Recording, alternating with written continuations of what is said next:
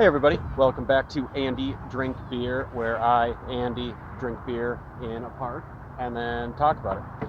Today I am in Riverside Park in Minneapolis, Minnesota, and I have a very special guest, and we're going to do a little very special episode. So with me today is my friend Madison. Hello. So tell us about yourself, about your Yes. beer drinking. So I am a bartender here in Minneapolis. Before I was bartending, actually in the middle of my bartending career, I worked with Miller Coors. I was their luxury brand developer for the Peroni brand, which is a Pilsner from Europe. So I have a lot of expertise in European style Pilsners, lagers. I level 1 Cicerone. I know a lot about beer, but I hate IPAs. And yeah, I'm excited to drink beer with you today. Awesome. Cool. So you don't like IPAs, so I have some good news for you. Today we're going to do a blind taste test. Okay. Should I close my eyes? No, Okay. you're good. Oh, you have it all wrapped up already. Comes stacked. Nice. Yeah. So I know what the numbers on the bottom mean. Okay. And what we'll do, so those. So you can't really tell what it is. Right. Right? So we'll kind of both taste them back and forth and decide which one we like better, see if we can guess what they are. I mean, see if you can guess what they are. Yeah. I already know. But I already know which one is which. Okay. So I'm going to turn my back and you can switch them around or not switch them, however you want. Are they all 4 different? No. Oh, okay. So you have 2, I have 2. Yeah. Okay, got it. Yep. All right. Okay. I'm just gonna do that. The numbers don't matter. Okay. Let's do it. Cool. Do this one first. Sounds good to me. All right. Okay. Doesn't smell like an IPA.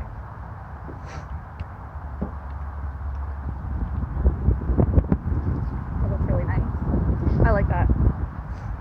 I'm not even sure if these two are the same. I don't Right. know which did. Okay. Other one? Let's go for it. Compare back and forth.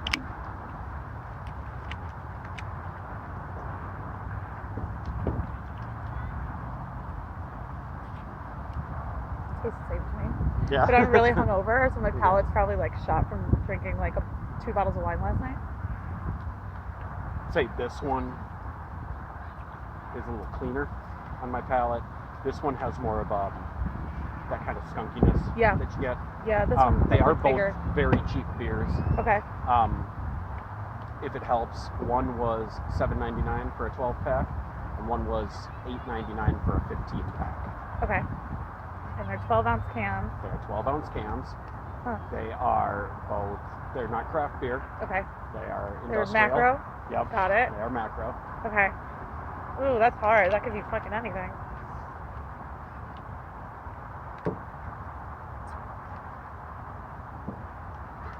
Which one do you like better? I like this one more. You like that one? This is number 2. Number 2. Yeah. I like number 2 more. Okay.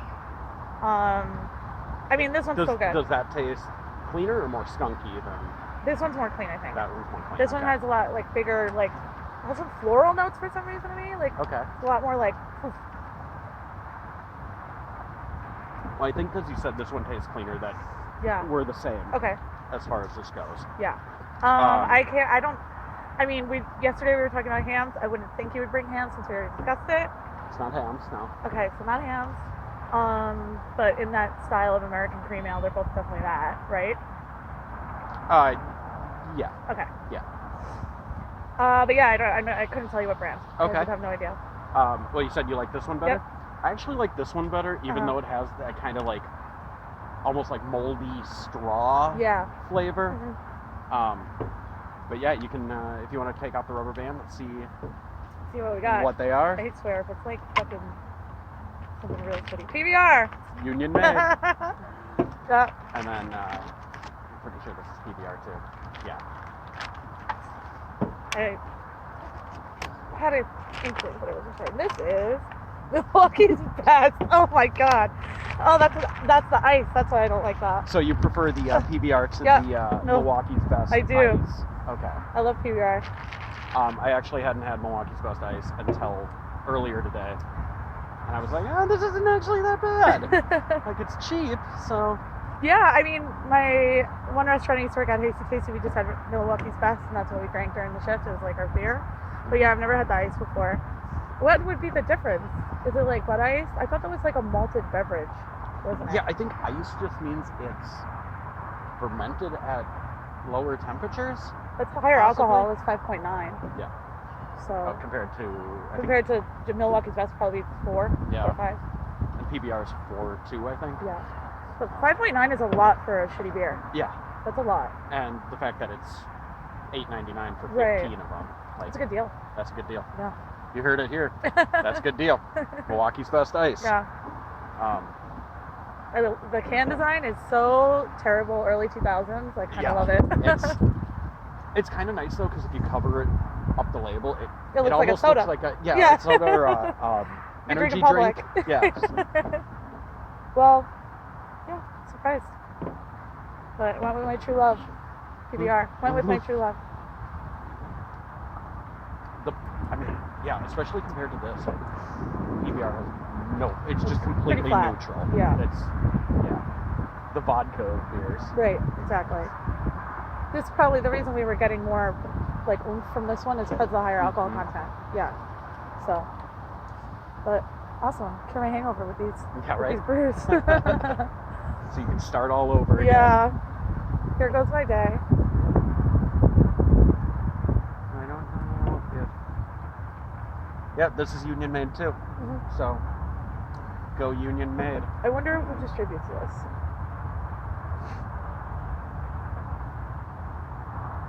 Miller. Miller, yeah. Yep.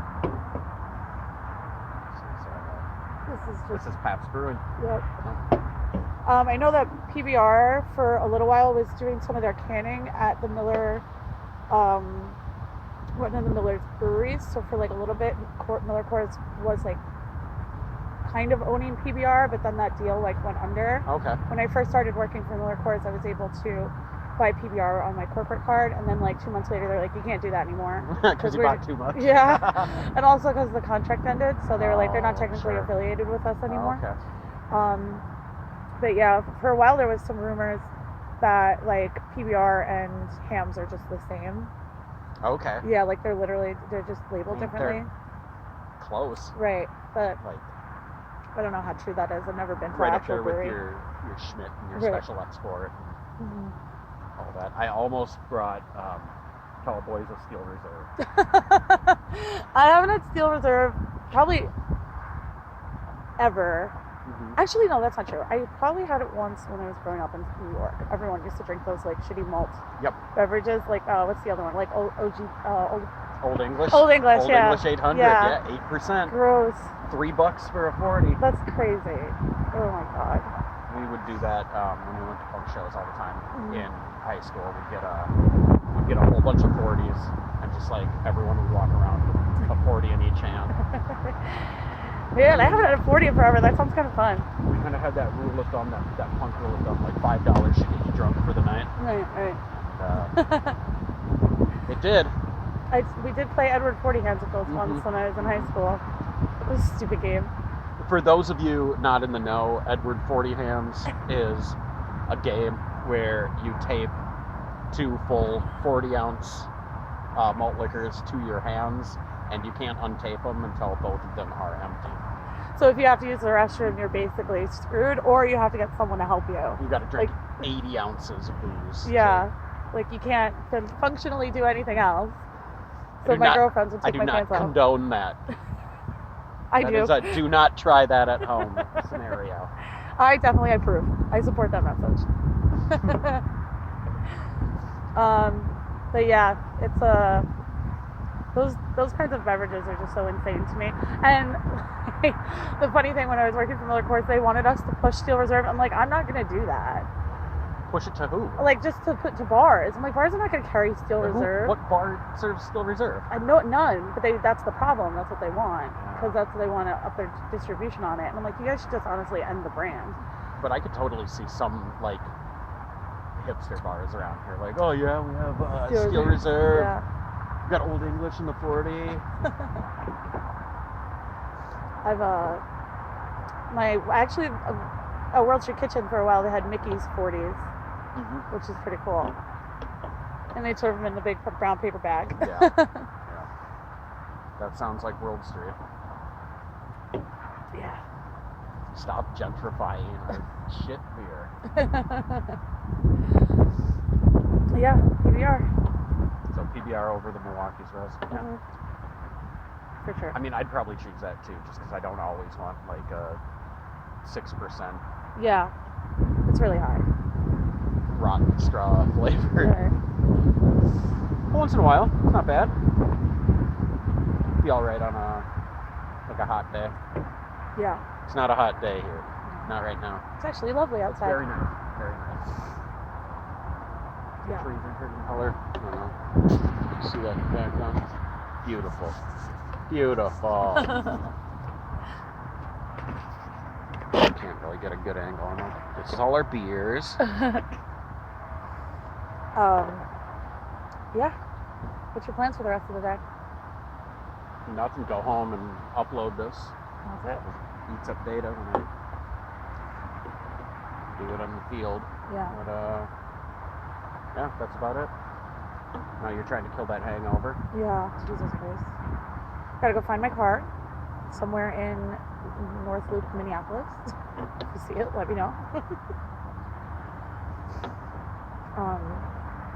Yeah, last night at work it was really crazy. I went to work because I'm doing research for some cocktail stuff that I'm working on, and so I decided to have some wine with some friends that were there, and all of a sudden there was like a drag race on Washington Avenue. Oh, sure. And like there was cops everywhere, and like I guess there were some gunshots and stuff.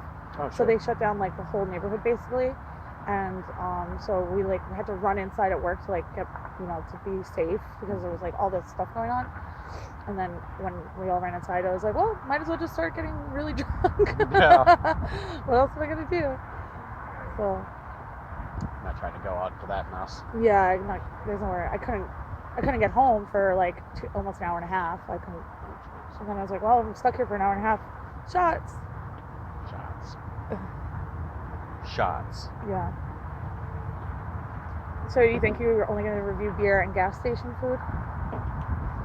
I'm not sure. I had an idea for another little spin-off called Andy Gets Snacks. Oh, okay. Where it would just be like go into the little corner market by my house and like a bag of chips I've never had, or Right. a candy bar. Yeah. That. Well, wouldn't that be under gas station food, kind of? Yeah, but it's not a gas station. Okay, got it. It's a bodega. Yeah. Yeah. Except nobody calls it bodegas in Minnesota. Yeah, that's But fair. yeah. It's like if you need a can of Vienna sausages and a bag of ice and I don't understand what a Vienna Red sausage Bull is. it's like a little hot dog that's in a can. I've like seen pictures of them on the internet. I've never actually seen Vienna sausages in real life. That'll be the next episode is Madison eats Vienna sausages for the first time reacting to Vienna sausages. Oh, they look so gross. They look like a meme food. I don't know. They just look fake or something. Yeah, well, yeah. I mean, it's pureed meat Ugh. forced into a tube. Like it's a hot dog without the casing. Oh, ew. Like they make it like you know how they make Cheetos where they make the like cornmeal mush stuff and then like extrude it through remember, like those the word Play-Doh? extrude just made me the, like yeah. You know those Play-Doh like press and Yeah. play shit? It's like that. I don't want to think about this anymore. So you throw a bunch of meat Play-Doh in and Thanks. Oh no. extrude it. Oh, that's disgusting. I've never had gas station food either, because it looks like the same kind of food, like the same like extruded food. No, I think that's a stereotype, like from kind of back in the early days of gas station food. And, like it's that running joke, like don't get the gas station. Like Futurama did a whole episode about Okay, it, where you yeah. get worms. But that's not really that true. And I've talked about that in a previous episode, where there's this bias against gas station food, and I think a big part of it comes from almost an internalized classism. Okay. because it is like it's not fancy, it's not exclusive, Right. it's cheap and ready and like not the worst thing for Yeah. you. It's not good for you, but neither Right. is Burger King or Right. neither is a lot of restaurant food you get. That's true. It's like covered in butter. Covered in butter, loaded with salt, Yeah. deep fried. Yeah.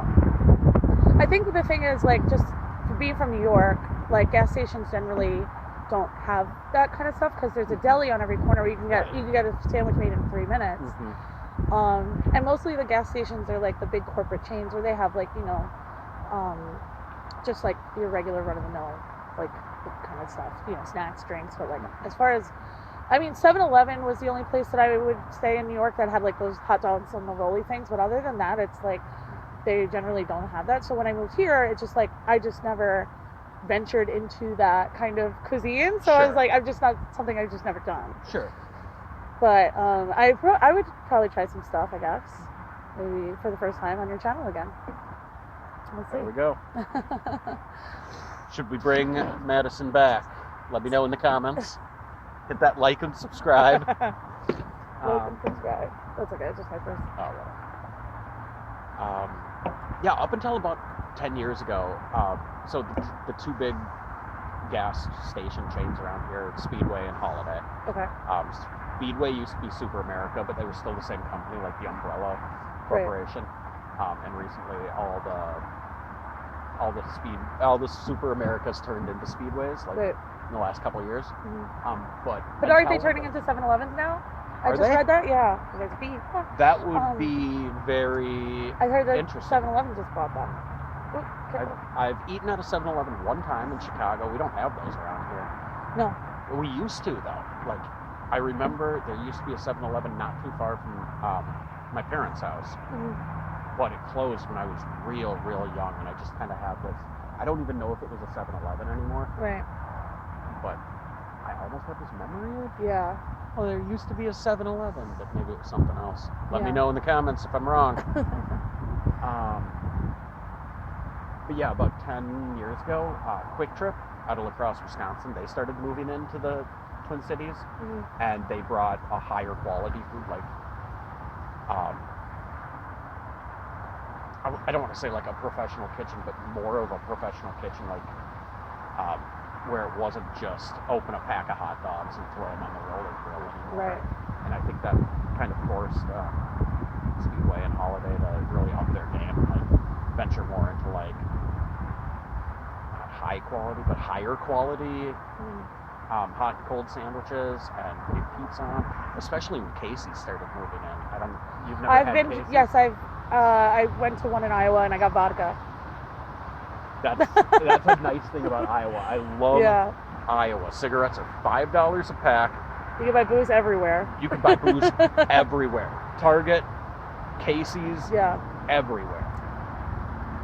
In New York, you can get it. In like pharmacies like CVS, they have wine and beer. Okay. So you can get that, but they don't have liquor. But in Iowa, you can get liquor in a fucking gas station. It's tight. But yes, I didn't eat. Yeah, I just drank. Okay. Casey's Pizza is. Is it? If you're. Well, I mean, you're from New York. They invented pizza over there. No, for Midwestern gas station pizza, Casey's is king. Okay. Casey's is the shit. So that's your favorite gas station food? Yeah, probably. Okay. I will stand Casey's until the day I die. Okay. They are so fucking good. Yeah.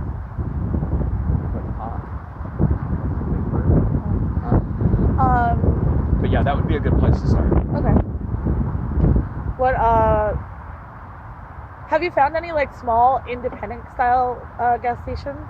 So a couple of times I've gone into I don't remember what they're called, but I'd be out in the middle of nowhere, right? And I'd stop in, and there would be a hot case, but it would be empty. Yeah, that sucks. And I was like, well, I can't try anything if there's nothing to try. Right. But no, that's definitely something that is on my radar, and I am aware that I basically keep rotating through the same 4 gas stations.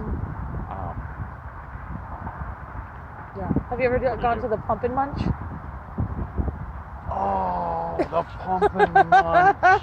There's one down in by Lynn 65 down there. Yep, there's one there. And there's one by Fall 79 over in Energy Park Drive in St. Paul. Okay, and there's Yeah. also one on 36th North and Noble, I want to say. Maybe. So I that would think be that one burnt down. No, it didn't. Oh.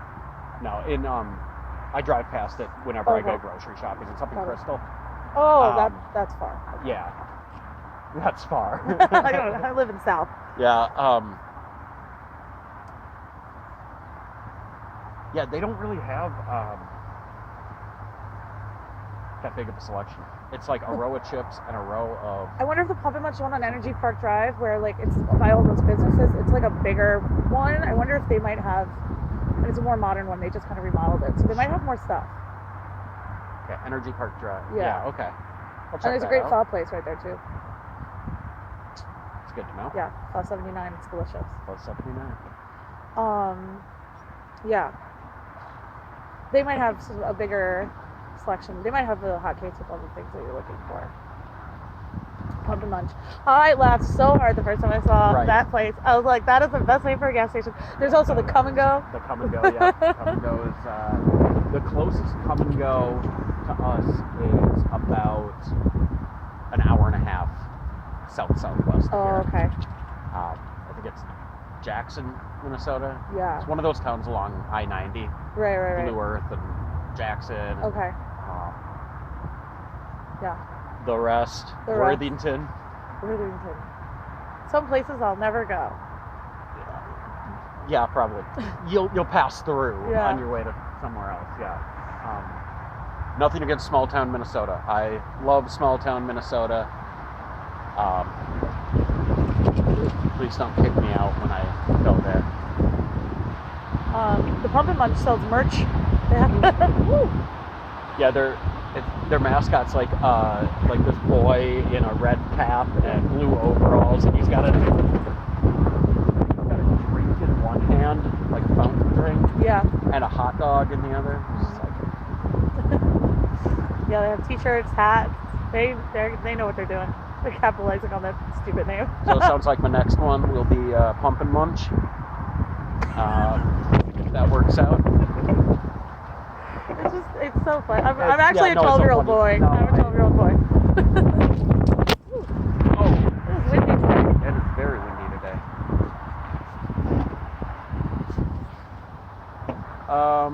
Anything else you want to? No, I have nothing else to say really. All right. I just like supporting the Union Made brews. So Union Made. Union Made. Unlike a certain other Yeah. brewery in this town. Yeah, that whole thing's crazy. They just shut down. It's crazy. Oh, COVID. Yeah, fucking right. I mean, a bunch of restaurants right now are using, like, restaurant owners generally are, not the one that I work for right now, he's awesome, but I worked at a lot of restaurants, you've worked at a lot of restaurants. They like to use, like, a lot of excuses to close restaurants and fuck their workers over. And when COVID and riots started happening, a lot of them moved on that opportunity. And the workers are starting to realize that they have rights, and restaurant workers generally do put up with unfair labor practices, especially tipped workers. But like now, people are starting to be like, no, we don't have to work like this anymore. And the restaurant owners are getting, a little scared, and they're retaliating by just closing. Yeah. Because for them, a lot of the times restaurants operate on thin or even at a loss, like thin profit margins, even at a loss. So for them to close is like sometimes they end up making more money. So they're just, a lot of places have been like, oh, due to violence in downtown. It's like, downtown has always been like that. You're just using it as an excuse now because you don't want your workers to organize and you don't want to pay them more. That's what it is. I mean, I've been in the restaurant industry a long time, and like I've worked for some great, really, really great restaurants and great owners and chefs, and I've worked for a lot of shitheads too. So it's just the way it is. On like owning a restaurant, it's one of the few businesses, few industries where you can do absolutely everything right and fail. And I think it almost attracts this certain mindset of people who are okay with exploiting their workers, Yep. okay with making their dollars off the blood and sweat of especially marginalized groups. Right. Yeah, I mean, People who don't have undocumented. another- Yep. I mean, and yeah, there's so many like things within that, but I mean, it's great that there's been a lot more movement and momentum in the like unionizing, organizing. There's like new organizations popping up, like 86 Hate. They want to stop, racism in the industry. That is a Yeah. huge problem. Like, think Yeah. of how many Latino Right. people work in the kitchen. Then think of how many Latino chefs you see. Yeah. Or a Latino server. Like barely ever, unless you're at a Mexican restaurant. When or, you hear stories about how tables will get cold if they get a black server. Right. Yep. Yep. And vice versa. I've seen white servers not want to take black tables because they're like, they don't tip, and I'm like, maybe they're not tipping because you're approaching the table already assuming that and giving them shitty service. Right. You know what I mean? And that's like, I just don't get it. So a lot of groups are now starting to try and address those issues. Mm-hmm. I don't know that they're necessarily going to solve them because restaurant owners are fighting back against that organization and won't let anything happen with regards to that. But I hope that at least people are talking about it, Yeah. starting to. Well, we're talking about it right here. Yeah. I've been talking about it for years. My first service industry job, one of my servers, I was a hostess, and I sat at a table just like that scenario I just mentioned, and they were like, "Oh, they're not going to tip," and I was like, "What?" And I just never had experienced that before. It was my first time in the industry, and like that was like my 4th month in the industry, and I was like, "Oh, this industry is racist as hell." It's racist as hell. It's misogynistic. Yeah. Yep. For sure. Yeah. I mean, It's homophobic. All the isms. Yeah, all the things. Ableist too. Like if you It's ableist. if you get hurt, like you're screwed. Like Mhm. first you don't get paid time off. Well, if You don't have benefits. if you have a panic attack on Right. your shift, Yep. you're lucky to have another shift. Yeah. I mean, just go scream in the walk-in. And Go wipe your scream face. in the walk-in. Wipe your We've face all and been go there. out and Yeah. smile. The emotional labor you have to put up do is insane. Mhm. But And then the salary employees are in a much better position because they get worked like dogs. I remember when I was salary and I was pulling 80, 90-hour weeks. Oh, yeah. And No I do the overtime. math, and I'm making $6.50 an hour. Yep.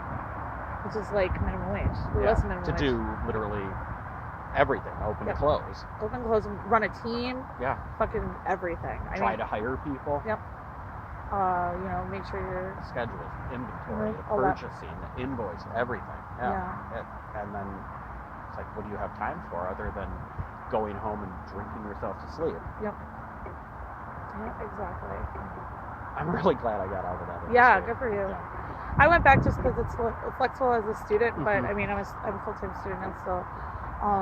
Right, that's the only thing you can really do is because, like, I can work at 6 at night till 12, and I can be up for class, and I make enough money. But it's like, it's not ideal, but it works. So. And it's hard to make it a career out of that. Like, you Yeah. don't see a lot of old people in the kitchen. That's true.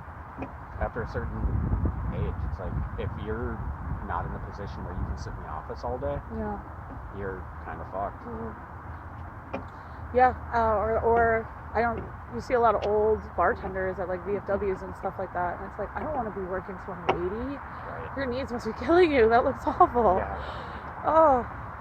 For those of you who don't live in the U.S., no worker is allowed to sit down on their shift, and that shift can be 3 hours, Yeah. or that shift could be 16 hours. 16 hours. I was going to say 14, but I've worked at 16 16 is realistic before. too. Yep.